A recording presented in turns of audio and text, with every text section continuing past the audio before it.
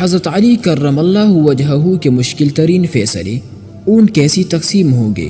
کہانی نمبر 2۔ ایک مرتبہ حضرت سیدنا علی رضی اللہ عنہ کے پاس 3 آدمی آئے اور کہنے لگے، ہمارے پاس 17 اونٹ ہے، ایک کا حصہ کل اونٹوں کا آدھا یعنی 1/2 ہے، دوسری کا حصہ تہائی یعنی 1/3 ہے، اور تیسرے آدمی کا حصہ سب اونٹوں میں 9 یعنی 1/9 ہے۔ اب ہمارے درمیان اونٹ تقسیم کیجئے، مگر شرط یہ ہے کہ انہیں کاٹنا نہ پڑے۔ حضرت علی رضی اللہ عنہ نے بیت المال سے ایک اونٹ منگوایا۔ اب 18 اونٹ ہو گئی۔ پہلا شخص جس کا حصہ تمام اونٹوں میں آدھا تھا، اسے 18 کے آدھے یعنی 9 اونٹ دے دیے۔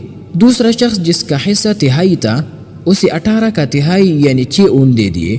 پھر تیسرا شخص جس کا حصہ کل اونٹوں میں 9 تھا، اسے کل اونٹوں کا 9 حصہ یعنی 18 میں سے 2 اونٹ دے دیے۔ اس طرح آپ رضی اللہ عنہ نے حسن تدبیر سے ایک مشکل مسئلے کا فیصلہ کر دیا، اور 9، 6 اور 2 اونٹ ملا کر کل 17 اونٹ ان تینوں میں تقسیم بھی کر دی، اور کسی اونٹ کو کاٹنا بھی نہ پڑا۔ ایک اونٹ جو باقی بچا اسے بیت المال میں واپس پہنچا دیا گیا۔